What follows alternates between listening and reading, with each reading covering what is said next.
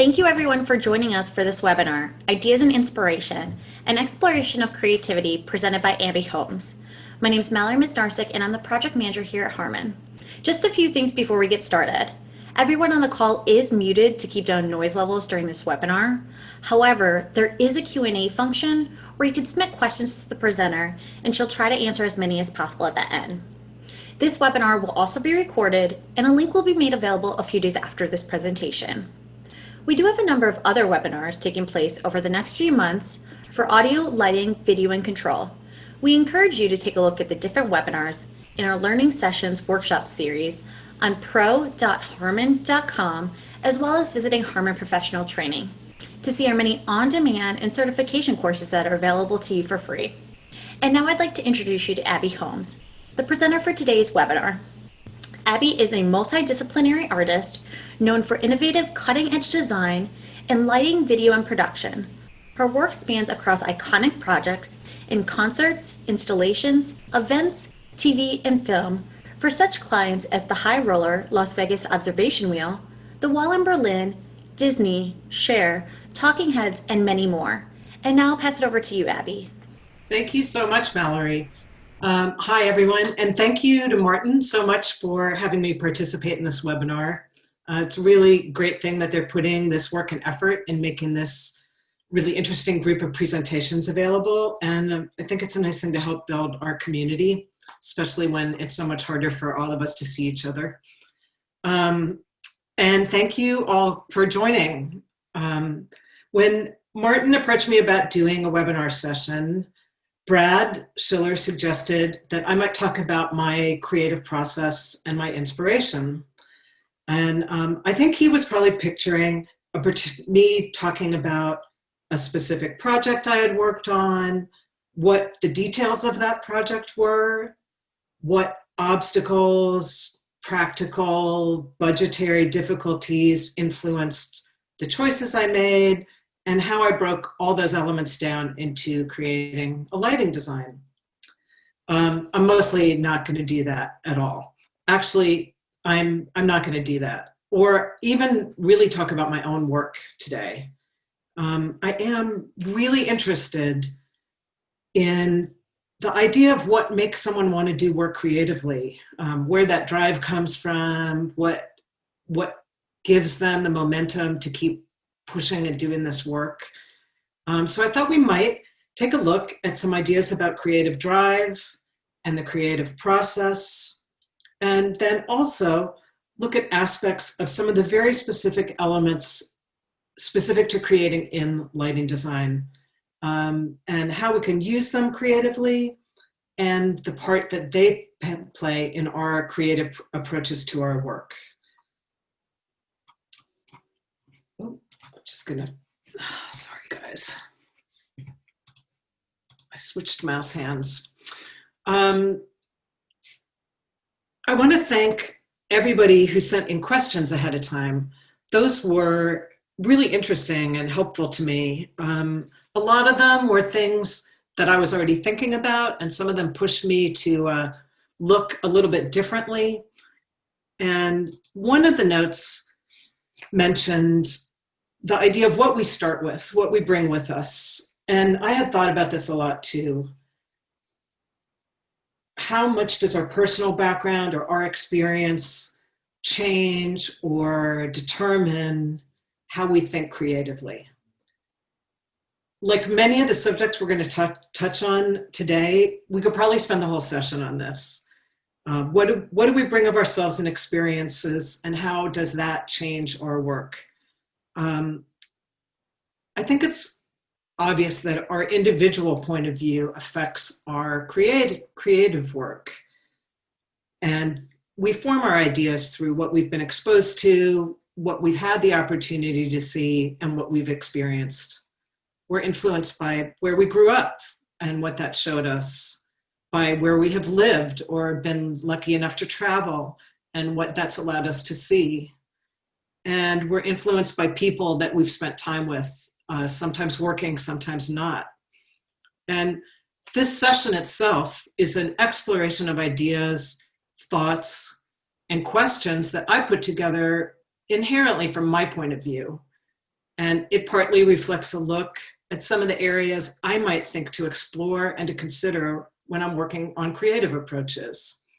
So in deference to the question being sent ahead, and because it seems appropriate, I'm just going to start by giving a really brief look at my background and how that might have changed how I do work creatively. This is a picture of my mother. She was a very cutting-edge contemporary dancer.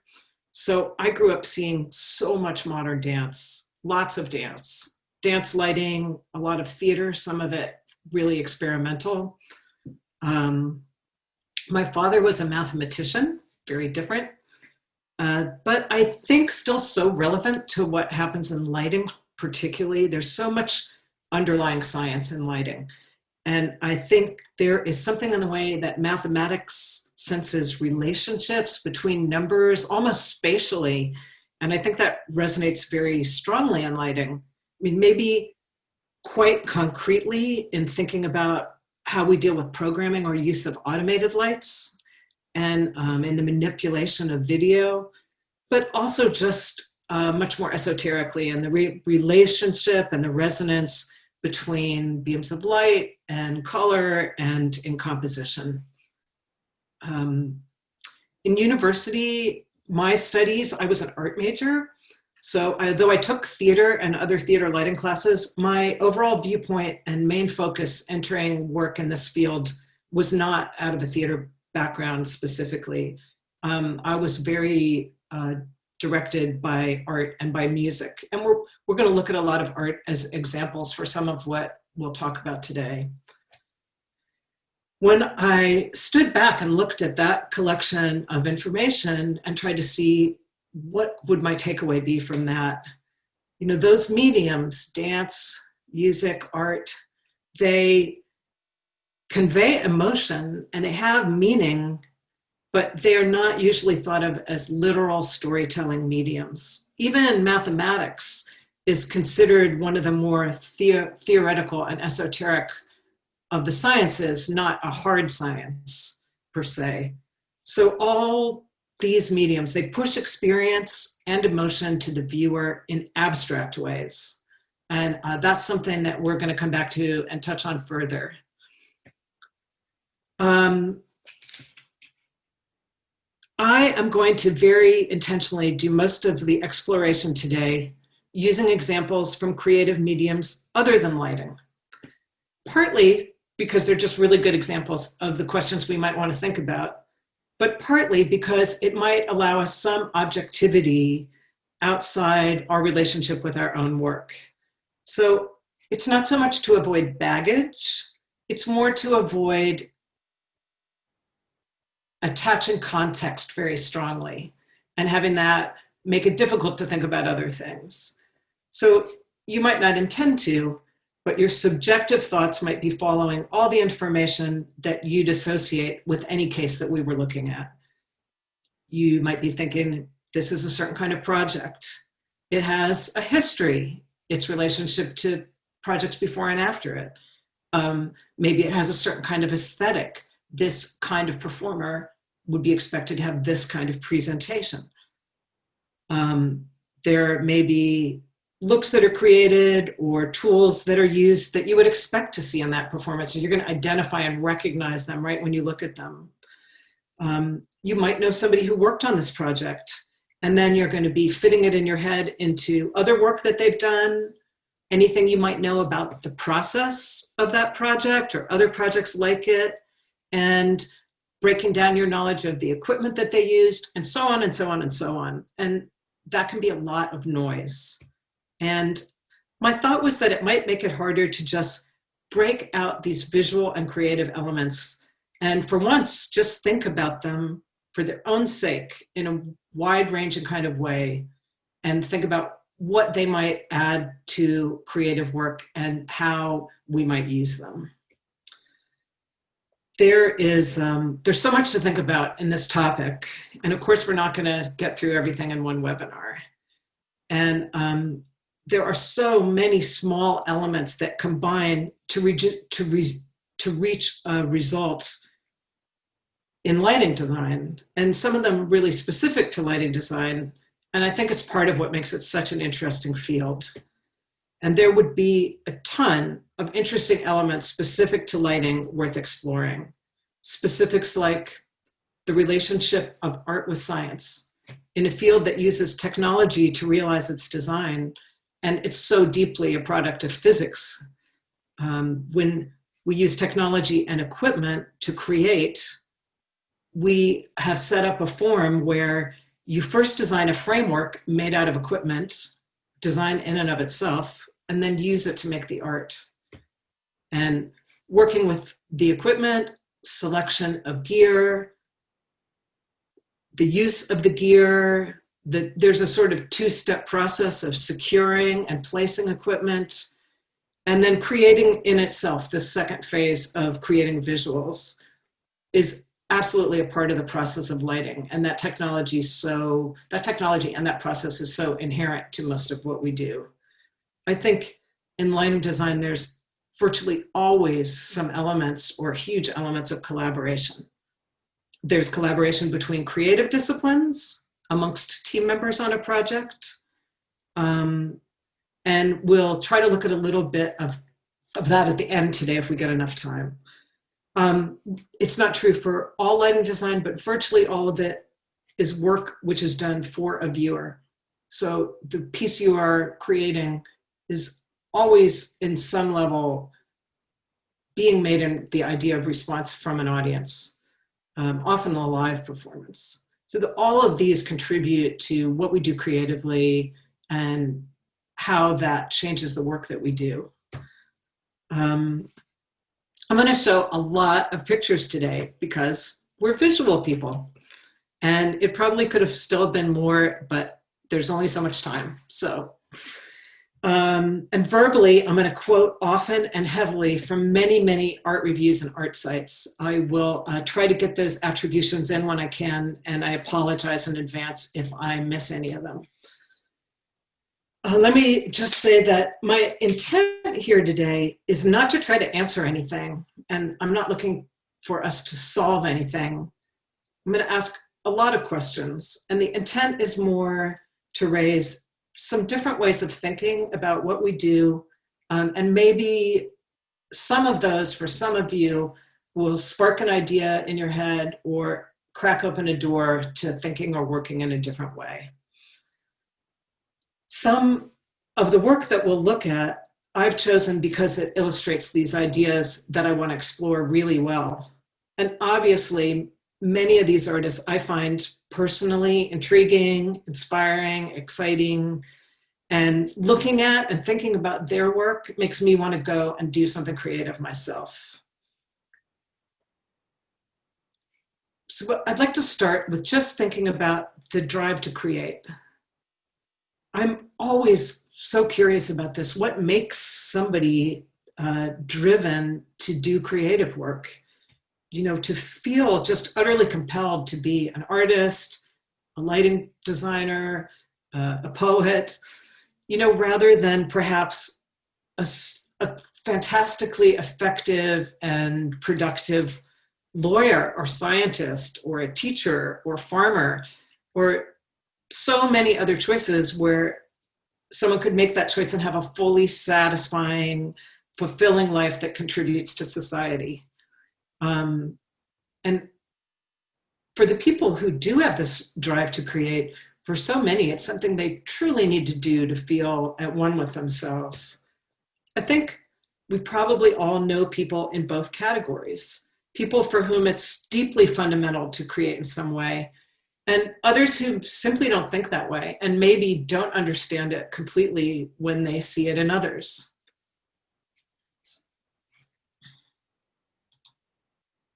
Whoops, I am somehow going backwards and I apologize. Okay. Got my setup done a little differently today, folks, so I apologize if I get a little caught up in my tech.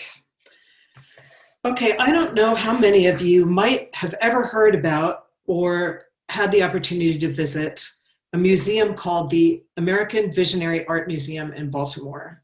It's amazing. if you ever have the opportunity, I strongly recommend checking it out. This is the official National Museum for Self-Taught Intuitive Artistry. So what does that mean? They describe their mission and their artists this way, and I quote, "Visionary art, as defined for the purposes of the American Visionary Art Museum, refers to art produced by self-taught individuals, usually without formal training, whose works arise from an innate personal vision that revels foremost in the creative act itself." So this is a museum dedicated to the preservation and exhibition of outsider art. It's a fantastic museum, all work of artists with no formal training. These artists might have been farmers, housewives, mechanics, the disabled, homeless. The museum does not usually look for those who have learned a practice in a colloquial term is at the knee, a craft or a tradition that's passed on, an artisan tradition such as native weaving. Those are beautiful crafts, but not what they're interested in. These are mostly artists that have found some self-drive to create and some inherent need to make creative work. Some of the artists had religious visions. Some had suffered personal trauma or mental health issues, and many, but not all of the artists included are from marginalized communities. But as a group, as individuals, they felt driven to create, often with no experience of art making to draw from, nothing in their family, nothing in their surroundings, nothing in their immediate experience which would suggest the making of art as a pastime or a calling. In some cases, we can start to see some of what's speaking to those who have religious epiphanies, who have these experiences. They might be reflecting that in their art. But in many cases, the pieces are much more personal than that. If you do get the opportunity to go to this museum, I'm just going to note that they have a wide collection and the pieces in the building are changing pretty frequently. So you may not see these pieces I'm going to show today or the ones I saw when I was able to visit. Some of these pieces look like a kind of art we understand or could relate to as we usually look at what a curated or considered piece of art would be. And some, maybe the piece of the ship made out of matchsticks, maybe we could start to understand them as a hobby. We could look at the art inspired by religious convictions or visions and understand that there might be a long history of this. But even in these maybe more accessible works, the artists here are working outside any conventional training. They aren't specifically aware of the history of art or its movements. They're not looking to the work of someone who preceded them or their contemporaries. They're making their aesthetic choices purely from personal instinct. So when you look at these works, throughout these works, you know that these artists, they're not comparing their work to others or responding to other art. And they're not framing this work with the work of other people in mind, not comparing it to other work. Again, the work's deeply personal. It comes from a conversation they're having within themselves, their response to the world, their way of processing the world. And this is why the mission statement of the museum talks about work reflecting art, which has more to do with the very process and experience of creating rather than the finished work as a goal. Whatever drives these artists to create, whatever they're working through, it's realized in the very action of creation. That's what their driving force is. Just gonna pause to say that while there's really serious issues in the museum is a ton of fun, really fun.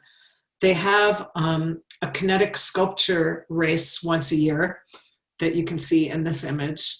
And that piece is in the museum next to a life-size sculpture of Divine from the John Waters movie. So it's a super interesting place to go.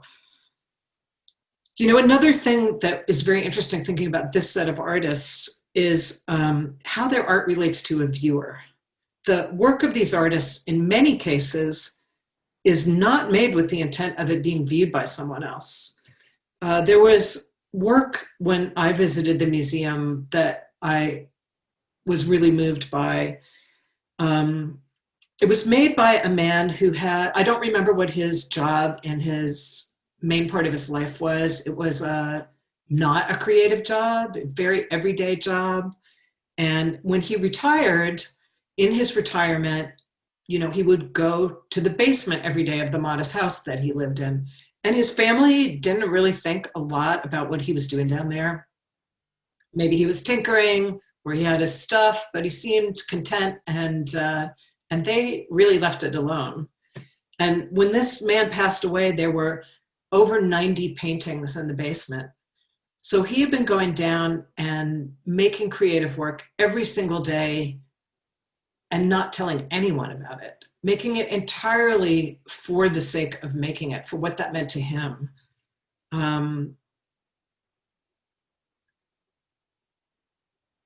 I just find that very, very interesting, this experience of the creative act of creating as the goal in itself. I think one thing that's interesting about it is that it means the artist in that moment is not self-checking or self-editing with the thoughts of how somebody else will see it, something that I think is very natural to do when we work professionally. And it's quite different from how we work in lighting design to be thinking about this art that is not made specifically for an external person's experience, but made for your own. When we talk about lighting, video, and stage design, we are speaking of mediums which exist where people will see them, whether that be live performance, installation, other uses. At least I don't know of anyone making lighting design in their basement that no one is seeing. Although I guess if no one's seeing it, I wouldn't know. But that made me think about the fact that we do work in a medium where people do experience what we create. So why do we want people to see what we are making? Is it for affirmation, for someone to tell us that our work is good, or is it in whole or in part made really for the audience? And if that's the case, how does that awareness of who the viewer is going to be change what we're going to create? Is there a viewer that we're maybe unconsciously talking to in our heads the whole time we're making something? And if that's true, how does their existence in our head change what we're making? And I find in most of the projects we do as lighting, there are so many voices. There's a client, there's our peers, there's collaborators, there's the audience. That's a lot of input. And again, you could have a whole other session about how people handle that differently, how much that is something that they thrive on, that becomes part of the work, that is something they push back on to hold on to their very strong vision. But I think that for sure it has an effect. I'm going to take a look at some individual creative works to look at some of the different ways artists are using their own creative mediums to explore and to extend their worlds. And maybe find some interesting ways that their creative drive is realized in their worlds. We're going to look at creators who have taken the field they work in and just pushed way past what the norms or what we expect out of that field is going to be. So for these people, the medium they work in is truly just a starting point. And in that case, when there's a deeper exploration of a particular avenue of creativity or a creative viewpoint, then I am curious about what drives that artist as well. is pushing past the normal intent of this medium part of the point of the work? Is that done with intentionality to show they have crossed that line? Or are they simply ignoring what's conventional, under the process and the drive of their own creative exploration is just taking them way past where someone else might go? We're gonna start looking at two fashion designers, starting with the designer Rick Owens. Fashion shows have long featured show-stopping pieces that defy what we would think of as ordinary wear. But I think there's some creative people working in fashion design that have gone way past that in their work, and Rick Owens is one of them. While making his work clearly for an audience, you nonetheless retain the feeling that his work is entirely his own creative exploration. And it feels like a deeply personal and deep exploration with clothing as the medium. It's rendered tangible through shapes, volumes, contemporary materials, and also things that are deliberately misaligned and deconstructed. And this is a quote from Rick Owens. He says, "The clothes I make are my autobiography. They are the calm elegance I want to get to and the damage I've done on the way. They're an expression of tenderness and of raging ego. They are an adolescent idealization and its inevitable defeat."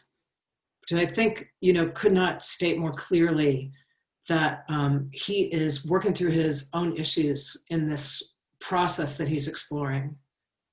And another quote, "I'm hesitant to define what I do as art.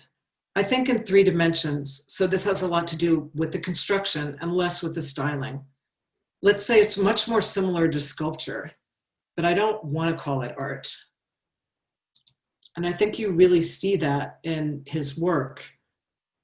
He's playing with form and shape. These things are clothes and they're on a human body, but not in the way that we would ordinarily think of someone just making a fashionable piece of clothing. And I think you see that they come from his aesthetic. You can see the development and this thread that goes through this exploration. And as Rick Owens' work developed, you also start to see reflected or acknowledged inclusion of outside issues, some partly specific to fashion and some that certainly resonate more wildly than that. And looking at them, you can start to answer this sort of question that people have asked about fashion. If they're not taking it seriously, when has fashion been able to make a difference? I think we see a lot of it in the work of Rick Owens. There's been a dialogue from the beginning, maybe of what is ugly and what is beautiful, and how tenuous that line is. Questions about how we perceive the body. There is, throughout his work, a sense of the gender neutral, a push back against gender stereotyping.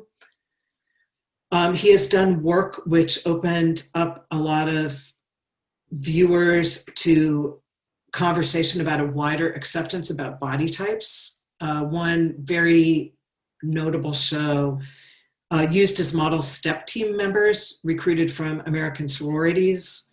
So some of you may be aware of fashion and some of you may pay no attention to it. The runway models in fashion are almost exclusively very young and very thin, usually bored looking, maybe a little tired. These women are powerful and assertive. And so visually, this show was a huge departure from what fashion viewers would see at shows that they attend. I think that there's a whole interesting avenue that we're not going to go down this particular rabbit hole today. That's looking at these really boundary pushing creators and looking at how they do the balance of this kind of work with being able to have a successful commercial aspect to their work. And in many cases, you might need to find that balance in order for your more creative work to have the funding to be fully realized. Rick Owens, for example, regularly makes very wearable and highly covetable clothing. But for this session, we're not going to let that be our direction. I want to still focus really on where the creative is coming from. So I'll leave that to someone for a future conversation. Now we're going to look at the work of another fashion designer, Iris van Herpen. Iris van Herpen's work features really beautiful fabrications. They push the boundaries of the materials and the construction that she uses. She makes very beautiful clothes. They are worn often by performers, celebrities, on the red carpet. But her work clearly goes beyond just making commercial haute designer clothing. This is the same piece from different views. You can see what interests her. She says herself, her work is nature inspired. She's interested in organic forms and takes inspiration from patterns in nature, water. And there's a lot of exploration of using materials in new ways and pushing the limits of what these materials can do. These things are beautiful. And again, not necessarily what you would think of as, they're clearly not run-of-the-mill everyday clothing. Excuse me. Iris Herpen works with a lot of collaborators in her work. That's increased over time. Those collaborators are often outside of fashion. She works with architects, artists, and sound artists, and has a close relationship with some performers who use her clothing. Her collaborations incorporate elements from outside of fashion, pieces of art, pieces of architecture. She's worked with the MIT Media Lab and uses 3D printed elements and some very revolutionary 3D printing of soft materials in her work. There are 3D waves live painted and filmed and then transparently printed onto glass organza spheres. A lot of use of material that you don't associate with clothing. And there's a new exploration in each set of her looks. They look quite distinct, and yet at the same time, these pieces are clearly from the same designer. There's a distinct and recognizable point of view, and I think also a distinct and recognizable set of avenues that you can see she's interested in exploring. In that way, I think very similar to Rick Owens. There's the eye of themselves as a creator very clear in their work. You can see their creative point of view, and yet you see them pushing themselves and changing as they work. And these are just some shots of close-ups of the pieces of Iris van Herpen's clothing, which are just extraordinary in their detail. She also is very respectful of the process of haute couture, the handmade time it takes, attention to detail that allows a piece like this to be possible.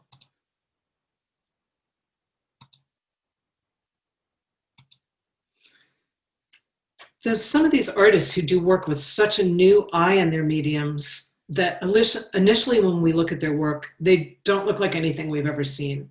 And over time, that work can actually redefine how we see and how these entire forms are seen. I'm going to look a little bit at the work of the architect Zaha Hadid. My quote from her, which I love, is she says, "I don't make nice little buildings." Her work is eye-catching. It's often known for the use of curved elements and a sense of movement. She takes what we know to be strong building materials and makes them appear to be completely fluid. And the look of her buildings radically transforms depending on the location of the viewer. Her former professor, the famed architect Rem Koolhaas, described her at her graduation as a planet in her own orbit. Her work originally was known through sketches and drawings, and it just didn't look like anything else that was around at the time. And there was a huge pushback that these designs were too avant-garde to be built and too impractical, impossible to be built. And in this instance, I think there's something that most people working in lighting design will recognize. In our field, a designer needs to be chosen or hired and the work funded in order to be able to create in this field. And again, the implications of that are probably a session on their own, that we need more than outside validation, we need buy-in, and we need someone to choose us in order to get the position to be able to do our creative work.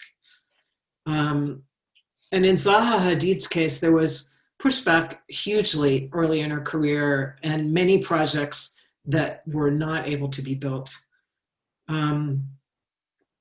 Nonetheless, she imagined buildings in wildly new forms, and then eventually her realized designs proved that they could be built, and probably only built with really the most recent decades worth of technology. While I don't think this is true of all of her work, some of the spaces that I've been in of her design were not necessarily comfortable for the user. They felt completely as though they were meant as her creative exploration of form and not much with the interest of the people using the space. And she has been described as being interested in the bigger picture and not the functional details. She's not afraid to push the technical end of construction to develop. These could not have been conventionally constructed buildings. So if they're made with the user in mind, it's not the everyday that she's ever been interested in. The buildings are complex, they're costly to construct. Not everyone liked her work, and it's a loss that she died young and we don't know where her work would have continued to go. But everybody noticed her work. And if one day we look at a skyline and we think nothing of buildings with curved details and unexpected, flowing, complex forms, when that becomes an expected and natural part of the skyline, a lot of that will have come from Zaha Hadid. I think having looked at these three creators working really outside what we do, it's interesting to look a little bit at some of the specific elements that we use in creatively working in lighting design. You know, continuing to think about the drive for creativity. I thought a lot working on this, what draws someone creatively towards the specifics of working in lighting? And also what's unique, special, what's different or important about this medium in terms of how we create? There are some creative elements which are specific and relevant to work in lighting. And so some, but by no means all of them, it might include abstraction, live performance, work created and performed for an audience, collaboration, kineticism, a creative work which inherently evolves and changes over time, and also the reliance on and use of technical equipment to produce the creative work. And so I think we'll just take some of these, and maybe in breaking them down and looking at them individually, we might find some interesting insights in how these elements come to play in lighting. Oop, I should have been there, but we will move on. Let's start by talking about abstraction. Lighting designers probably did not go through an intentional process where they decided to work in a form that's abstract. You know, I'm trying to picture someone considering what avenue or career to follow and thinking, yep, I definitely want to do work which only has abstract elements to work with. But it's so primary to what we do. It's such an abstract form. You know, if there's any exception, maybe it's conventional theater where you might be trying to recreate the sense of an actual environment, you know, light through the window in the afternoon. But for the most part, we are working with an abstract language. And in the process of their work, a lighting designer probably doesn't break down in their head how they're using these tools and elements of abstraction. But in using them, they're still at the very heart of what we do. These tools, color, shape, form, creating positive and negative spaces, play a part in every piece of lighting design. I'd like to look at this through some of the work of three American painters, all of whom are still working. All of them approach and use the element of abstraction in very intentional ways. Suzanne Frécon, she has said that her works speak for themselves. She has said, quote, "These are not pictures that you look at, they are paintings that you experience." Her work is so grounded in these fundamentals arrangements of color, form, and texture. They're characterized by asymmetrical forms that are yet balanced in very precise spatial and proportional relationships. She's worked throughout her career very specifically on the paint that she uses, mixing to get paints that are very matte, sometimes contrasting matte and shiny surfaces. This doesn't read so well in these shots, but is really important to the experience of her work. It's almost tactile. And the colors and surfaces appear to vary in density and reflectivity, and areas in the compositions often frequently shift between dark and light. As we look at these, I think it can be hard to determine foreground and background, or where she's seeing full space or empty space. And I think that that element of controlling positive and negative space or playing with it is very fundamental to lighting design. Frey Kahn insists that art should be a wordless experience, that paintings invite us into a plane beyond understanding. And another quote from her, a quote from a review of her work from Hypoallergenic. "We would do well to remember the power of color to influence the feeling and atmosphere of narrative content. It is not a negligible quality." So I think it's interesting to use at these works, which are so simple and on the surface, and yet are playing with so many ideas about visual creation. And in stripping back to these very elemental form, shape, color, we're looking at the real building blocks of abstract creative work. Now we're going to look at the work of the painter Richard Mayhew. I think most people who work in lighting would say certainly that they intend for their specific choices to have meaning, that they're intending to convey something through these choices that we make. Mayhew is known as a landscape painter, and these images would read to us as landscapes. We understand them as such, but not a landscape that we have seen literally. Mayhew himself refers to them as mindscapes. So not the facts of a landscape, but the spirit of a landscape. He was influenced by jazz. He was both Native American and Afro-American, and he came of age in the New York Abstract Expressionist movement, which was very identity and politically oriented. And he's often not mentioned in the movements he was part of because he doesn't use the more literal, narrative, political, and figurative elements of the other members of his very engaged movement. And just a quote from him, "My mindscapes are also about the healing of the long trauma that Black and Native communities have experienced collectively. What I do with landscapes is internalize my emotional interpretation of desire, hope, fear, and love. So instead of a landscape, it's a mindscape. Landscape has no space, no identity. It allows the painting to be about emotion." So Mayhew is using these tools of color and form, even with an understandable reference to something that we recognize, as a tool to convey emotion. And while these are clearly deeply personal works, there's also the resonance of emotion that's larger than just his own feelings, his identity, and seeing his work as a reflection of the experience and struggle of oppressed people. They're also just really gorgeous. Look at some paintings by the artist Anne Neely. Anne Neely's paintings, recent paintings particularly, respond to climate disasters and climate change. The paintings are fully abstract, but the emotional heft and the content is very strong.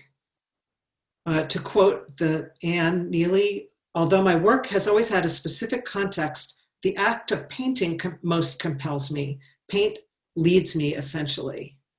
Reviews of her work have said, "The paintings are gorgeous, yet an ominous quality imbues many. And Neely's, in her work, referring really specifically to the degradation of ecology, but again, to quote her, "I'm a painter first, not a politician. But if in the process of creating these paintings, a story is revealed about concern for water, its peril or preciousness, or the impending disappearance of beauty in our blindness towards the environment, then I have been a vehicle for that message." Here again, Neely's using abstract elements of color, form, and shape, but here in the surface of a very specific message.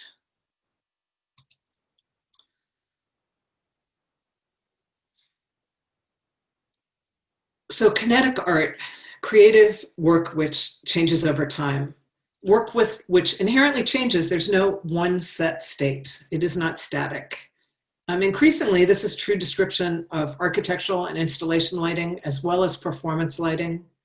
Many installations are now kinetic in some aspect, if not fully programmable, maybe as simple as alternate settings for time of day in a restaurant. In these circumstances, each creative choice is not for a permanent state of work or even for a moment in time, but for how the elements got there and where they're going. It's not only a snapshot of a look, which is how so often we see this work documented, but the transition and the movement itself are the base of the creative work. The kinetic art movement, we are not going to explore today because I'm going to run out of time. But I think it was just worth touching on, and if this is interesting to anyone, it might be worth going off to look at. The kinetic art movement was primarily Latin American artists who worked together in Paris, not only dedicated to creating kinetic art itself. The work was largely a presaging of the experiential movement in art and elsewhere. The works required audience participation, or at the very minimum, a change of audience perspective, and they relied on that for the change in the state of the works themselves. So these artists primarily created objects and environments which were static until the viewer interacted with them, pushing through a walk-through sculpture and so on, therefore creating movement in the pieces, movement which could not have existed without the participation of the viewer. Another really interesting kinetic artist to look at is the sculptor Alexander Calder. His work has been described as a careful balance of control and letting go. And these kinetic objects change in their relationship to the environment and to the perspective of the viewer. And a quote from Calder, who I think after reading his quotes, I would have liked to know. He said, "I want to make things that are fun to look at, that have no propaganda value whatsoever." When Calder visited Mondrian's studio in Paris in 1930, he remarked about this visit, quote, "I was particularly impressed by some rectangles of color he had tacked on his wall in a pattern after nature. I told him I would like to make it oscillate, and he objected." So there's a playful element really evident in Alexander Calder's work, but it was not just fun that he was striving to express in his sculpture. There's beauty, movement, color, and maybe primarily balance.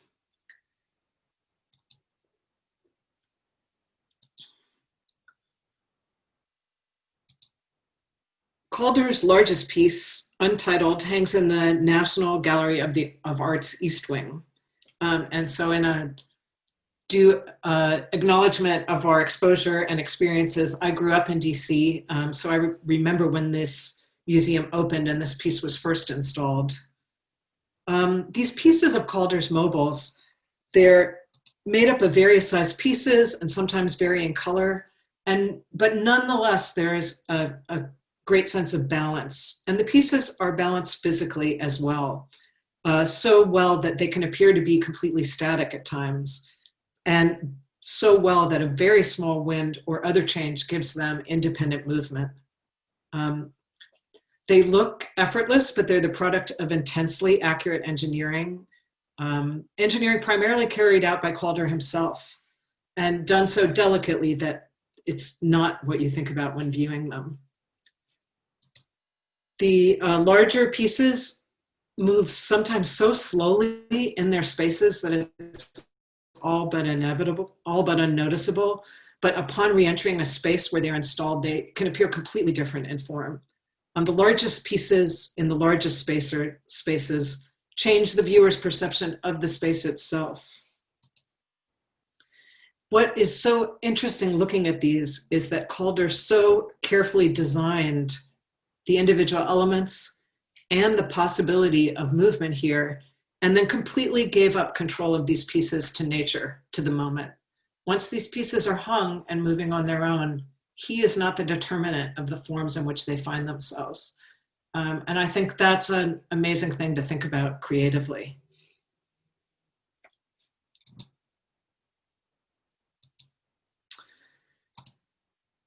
This is the art of William Forsythe.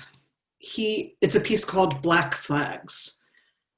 William Forsythe is primarily a choreographer, but he has for some time now also made what he calls choreographic objects. They've included film, installation, and sculptures. This piece pairs mechanics and technology, the robotic arms with very soft structures, the flags, and is a pairing of the hard and the soft.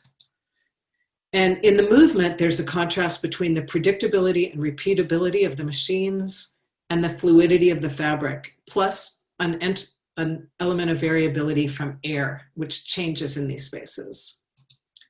The two flags sometimes move in unison, and sometimes they move in counterpoint. This piece is reprogrammed each time it's installed in a new environment. So it's not a set, finished work of creation. Each showing's an opportunity for Forsythe to rethink some of these elements. I'm just going to let you hear the sound of it.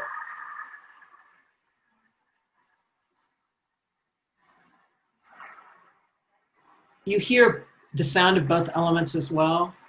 The grind of the machines, but also the much more organic snap of the fabric and the flags. And again, this is a piece which is so carefully and in a detailed way conceived, but again, can alter based on what's happening in the space that it's in.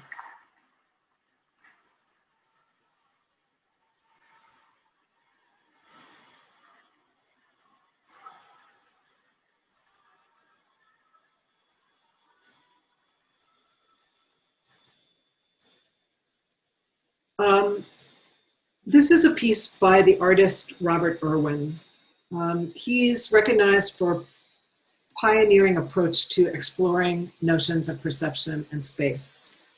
These pictures are of an installation at the Chianti Foundation in Marfa, Texas, which opened in 2016. It took 17 years of preparation.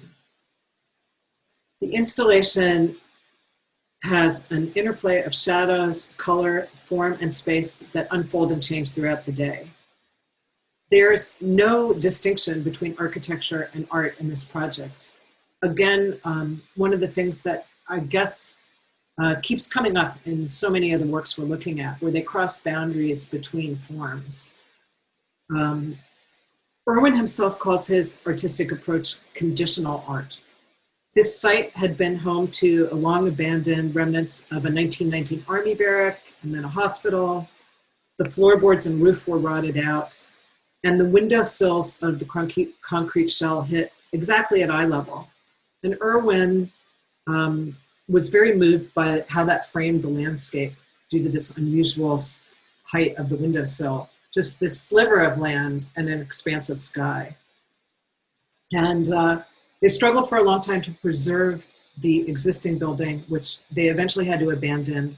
And so this piece is not only the shape within the building, but the very building itself is built to Irwin's design,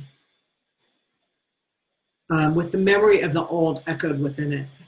The project's symmetrical, and the east and west wing have opposing themes of dark and light. The east wing features tinted windows and closely spaced black scrims, and the west wing, white scrims and very clear glass windows. And the connecting corridor has single scrims and thresholds. Light, shape, and shadow shift and change in this building through the day and into night, changing with the light throughout the year. A simple but meticulously detailed and conceived structure provides this evolving, shifting perception of relationships between light and dark.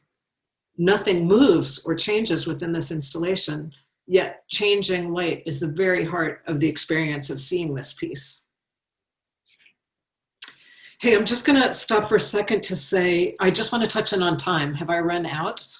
Should I do one more section? You can keep going, Abby, that's okay. Okay, I shall. So I just would like to look for a minute at some elements that have specifically to do with live performance. There's so many facets to this. You know, what is essential or unique about creative work for a live performance, as opposed to a more permanent medium? There's a specific wonder to a live performance. It's really fully experienced only by those in that place at that time, even if it's documented, even if it's more or less repeated the next night. It can never be revisited exactly as it was in that space at that time. And I am fascinated by how that might change how we think about these works creatively. I'm also curious about the dialogue between the creator and the audience that experience it. Thinking back to this retired painter in his basement, you know, this seems to be a medium that has a desire for a viewer for the work and opens up the question of how that influences the work itself. Maybe it's for approval or confirmation, but maybe also from a desperate need to connect. The driving force between the desire to do creative work is to connect. And that would make the engagement with the viewer a truly inherent element of the creative work. And then if you are creating for an audience, do you need to have empathy and understanding of the viewer and their point of view to make a work for them? Or can you simply create what you feel, what you're driven to explore, what you like, and assume the viewer will come to you in their experience of your creative choices? And then past that, is there a point where you start to build your work specifically to the expectations of this viewer? To push buttons you know are there because you know they're going to deliver the moment that you expect and they expect. That can be very satisfying. And then how much are their expectations that your work fit within an expected mold? Look like similar projects, but better and bigger, of course.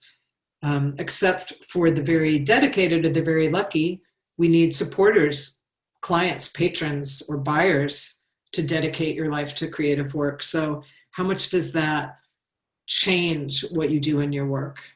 I'm also interested in how much the feedback drives people doing creative work. Do we need an audience and feedback and response to keep developing and extending our creativity? If we made this work and got nothing back, what do we take to the next piece of work that we make? It's built out of personal development and the lessons in the last work, but is there a value to the opinion of a second eye, a critic, an audience response? I think even more static, older, conventional creative work, such as a classic painting, is having a dialogue with the viewer. And as modern day creators, is our awareness of this much more direct or faster? Does our media connected, fast responding environment change that? I got thinking about this and I got very interested in work which was really specifically framed for the viewpoint of the observer. And we'll look first at a piece by the artist Laurie Anderson. I saw this piece in a group exhibit. So I've been walking through a museum and it was a video exhibit. So there were a lot of pieces of video. Some were great, some were just okay. And they're, you know, they're mostly at head height, or they're on a wall, they're a certain size. And then I saw this very small chair. It's 20 centimeters tall, 3 foot 13 inches. This little chair down on the floor. And the piece is a clay mold of Anderson sitting in an armchair, and a video of Anderson is projected onto the statue. So by choosing to scale the piece in this way, she immediately made the viewer have to adjust to view the piece in the context of this group installation, but probably anywhere that you saw it. And that level of making me respond to the piece immediately required my involvement. I had to be involved in looking at the piece. She's telling a story about a session with her psychiatrist, and partway through she comes to the conclusion that she and the psychiatrist see things, literally and figuratively, from different angles. So the very form of the piece is elemental to the narrative. And that's the little clay statue. And looking again in this conversation to another video artist, the artist Pipilati Rist. A quote from her: "In the Western world, color is underestimated. Color is borderless, it's dangerous, it's emotional, like music." This first piece, you might recognize it not from Pipilati Rist's work, but from the homage video made by Beyonce. It was one of the earlier works by Pipilati Rist, and was a set of works she made that were single camera pieces, basically a single piece of video art, known similar to what we would recognize as a piece of film. And after that, her pieces become really different. And one interesting aspect of her work is how inherently and intimately she's making her work fully considering the audience's point of view and how they will experience it, and often controlling that. You see this single camera video of Rist, which is called Selfless in the Bath of Lava. And looking at these still images, you might expect it to be another single piece of video, but that is not how this piece exists. It's displayed always embedded under the floor, and the piece is tiny. So the viewer must first adjust to a position which is not the one in which they usually view art. And then they have to adjust to the scale, coming in close enough to see they're being fully drawn into the piece. They're not just browsing through a gallery. And in that very gesture of bending down, engaging, they've connected to the piece. Even more than the Laurie Anderson piece, this piece demands the involvement of the viewer. Other pieces of her work have video inside a box where the viewer must stick their head inside the box to see the piece. Some of her installations have pieces where the viewer lays on beanbags or other pads on the floor. One was shown in the very large atrium space at MoMA, which had been a notoriously hard space to use effectively. And there are interviews where Rist talks about how exhibit viewers use their time and how they experience time. If they're going to take the time to come and view, she wants them to be engaged and rewarded. And one of the pieces of the experience of being at one of these installations is that it defies your expectation of how time usually moves looking at a piece of art. There's gradual coming and going of other viewers. They move around you, laying or sitting down. They watch for different lengths of time. They move on and are replaced. And that flow of other people watching and reacting becomes a part of the experience of the piece. You know, I think this is where the world's maybe caught up to now. There's so much video, so much more experiential art, and I think there's a push to move towards this work which changes over time and which inherently involves the viewer or engages the viewer in different ways. And I think maybe we should stop it there. How are we? Should we? Should we call a halt and maybe take some questions? Abby, we did have a few questions, but if you want to continue through the rest of your presentation, that's fine as well. Okay, I want to do one more section. I want to talk Yeah. collaboration a little bit. I'm sorry, it was very hard to gauge without, I've never done this without people in the room, how fast it would go. I do normally try to time myself. I think one of the other things that's really interesting to me about lighting design is what a collaborative world we end up working in. And I guess the voice in the back of my head always said, if you want to make every choice by yourself, you could go to your room and paint. It speaks to one of the areas in our work where there's skill sets that really help you to be able to navigate that successfully and enjoy working in these fields. And there's so many forms of collaboration between the disciplines, other creators that are a piece of the project, between the client, the audience, and from your initial creative inspiration, there can be a lot of movement in response to these external factors to where a project ends up. And I think, again, there could be a whole nother look at what are the requirements and options for working successfully within those strictures, when to advocate for your view, when to adapt for a collaborator's view. But what I want to actually talk about today is collaboration within a team. Because I think we think first of collaboration between the disciplines, but not as immediately about collaboration between our own team members. In lighting, it is a rare and small project where a designer touches alone every element going into the design. It's not someone alone in their studio. So many of the other people working to realize the lighting design are critical and furthermore, huge contributors to the outcome.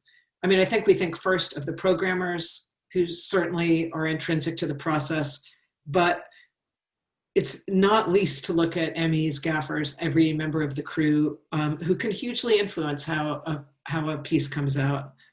And everyone knows and appreciates this. We all fight to get the people we want on our projects.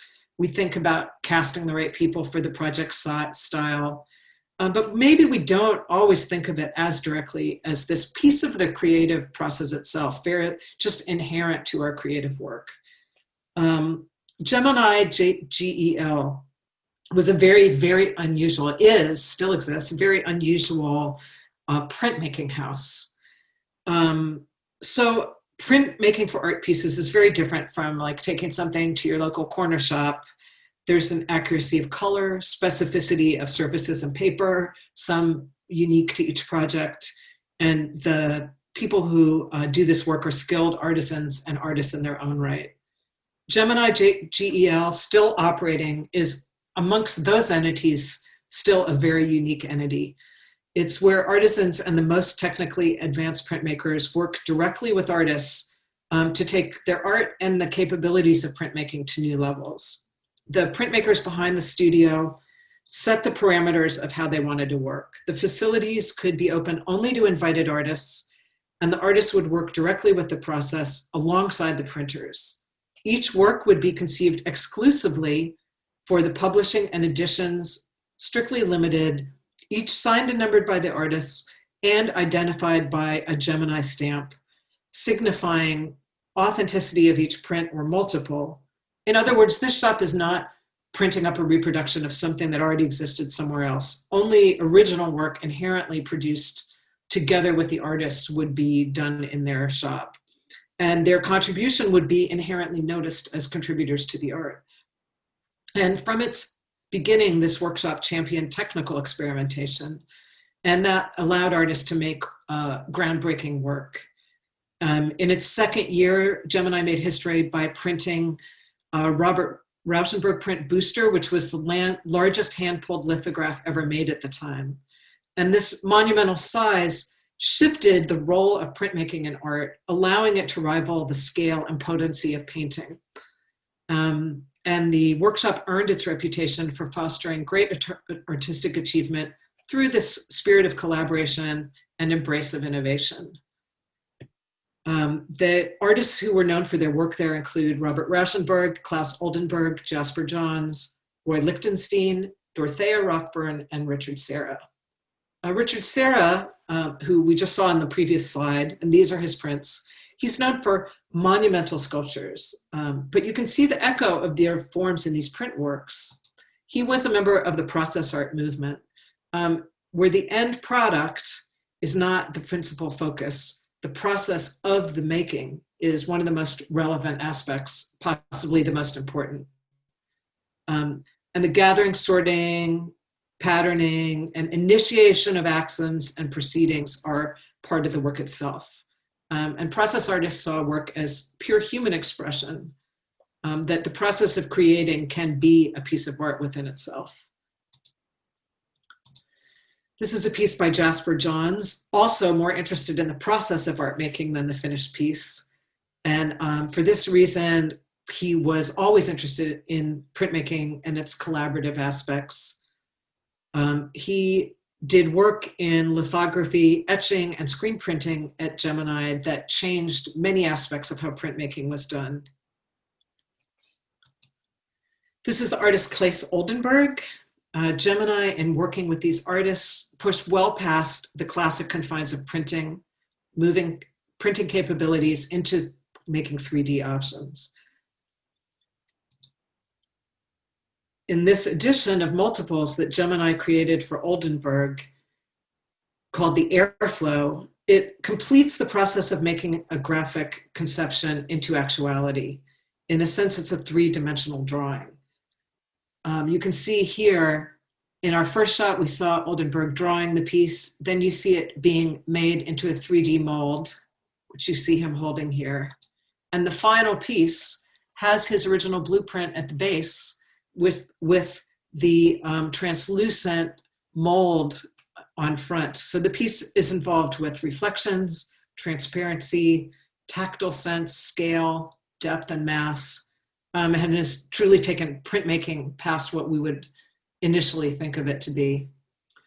I think for me, my takeaway from this section is there's so many more avenues for us to really value those who are working with creatively and let that change what is possible for us to do. I think we all do that without stopping to think about it, but a worthy thing to think about in what we do.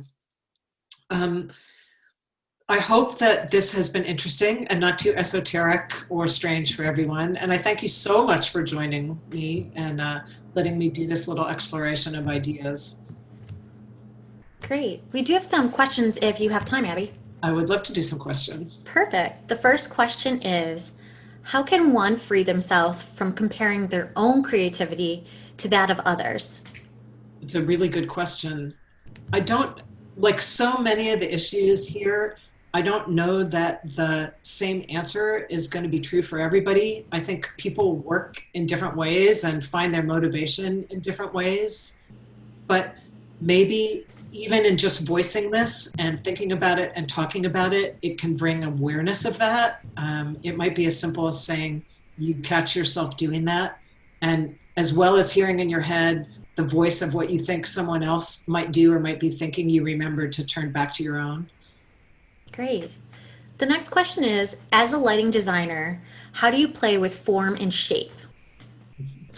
There's so many ways. And again, I guess answering for me personally, that's how I understand the question. In the work I did, particularly in concert lighting, I've often been interested in whether we confine the space or expand the space. I'll just use as an example some of the work I did for the band The Cure. The first work that I did for them, we were really conscious of the fact that it was a kind of more intimate, quieter record, and we, not exclusively, but in large form, turned the lighting inward towards the musicians themselves and kept it contained to the space of the performance area.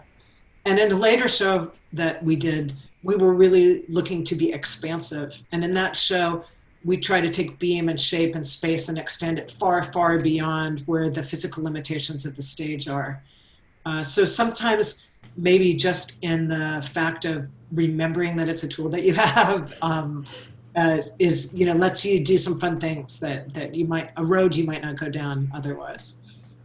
Perfect. The next question is, Can you tell us an example of when you think you pushed the boundaries in one of your own designs? Ooh, that's hard. Speaking of not comparing myself to these other awesome artists that we've worked with, I'm gonna have to think about that one. I might have to come back to that one. Okay, yeah, no problem. This is why I like questions ahead, because I'm not that fast on my feet about them. I feel like any answer I give is going to sound a little bit snobby. So we have two more, it looks like. So the next one is, how do you like to think of color and make your own color choices? You know, there is such a good, interesting avenue of exploration around color. I am really fascinated in the science of how people perceive color. It seems the more and more anyone studies it, the more we know that that not everyone sees color the same way. There's studies that show that women have vastly greater numbers of color receptor rods than men, which might imply that there is a deeper variation of shade of color perceptible to some people than others. We also don't really know that we're seeing the same thing when we look at color. You know, we've all learned to call the color on the screen yellow, but it doesn't mean that what you're looking at looks to you the way it does to me. There's no objective way I know of for anyone to figure that out. I think when you go to look at lighting designers' work, you start to see that pretty fast. I feel like you see real differences in people's approach to color, use of color, in how they build their palettes. I hope for me that those palettes are crafted specifically out of the heart of what I think is important about a work, and that they change from piece to piece, depending on what world we're living in, what we're trying to evoke, what the base of mood or story in that piece is. So maybe just for me to keep exploring it and looking at it, trying to look at it differently every time. I'll just say on a lighter note that I love green, which no one really does any justice to, and it's very underused. So a soft spot for green. Great. The next question is, how do you express and or free yourself in an environment that appears to stifle your creativity? Well, this is a tough one. And I think it's something we all grapple with. I'll say, you know, you can look at someone else's body of work and think, oh my gosh, they are so lucky. They got these great opportunities. They did really great projects with cool people and good budgets and great opportunity to be creative. And probably you're only looking at a little piece of what's true for them. They have probably had a lot of projects they didn't feel that way about. There may have been things that you would never know on the projects that they are on. I think there are projects where you just feel so lucky. You feel like everything came together to support doing creative work the way you'd most like to. And then there's projects where maybe that's not what it's about. I get great enjoyment from some projects I do that are maybe not trying to be art. They're a corporate project, or I do some, I mean, in the before times, who knows what we do now. But I have been lucky to do some really fun projects for YouTube where they just have performers that are outside the box, and that creative team is really fun. And there's a joy in that project out of the experience. And I think for me, I look at each project, some are very restrictive, some are may initially appear to not be something that speaks to you personally, but you can, at least for me, I can find a piece in that project where I think there's an opportunity to do something good. And by finding that piece and taking joy in that piece, there's a way to find something good about the work that you do. Some of it's going to knock it out of the park and be the experience of your lifetime. And some are going to be really nice and good. And that's fine too. Perfect. So we have one more. Is there such a thing as a creative mistake? Yeah, I'm sure we all have regrets. That is an excellent question. But I mean, on the other hand, no, because you know, in the purest sense, it's a learning opportunity. um, I'm sure that we all have moments that we wish weren't, you know, indelibly out there on the record, that maybe our learning opportunity wasn't so public. Um, so I'll just go back to, I taught for 2 years at Carnegie Mellon University in the drama department.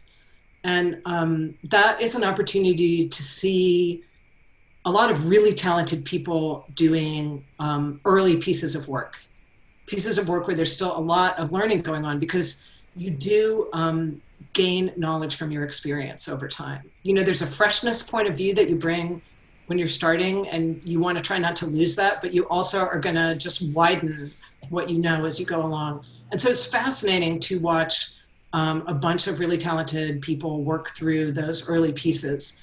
And there was a period when I was there where there was sort of a feeling that everything that went on one of the stages at this university should be good.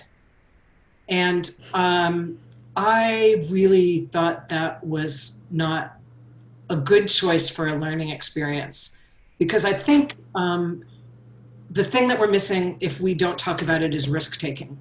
And if, you know, someone asked, where did I think I had pushed a boundary?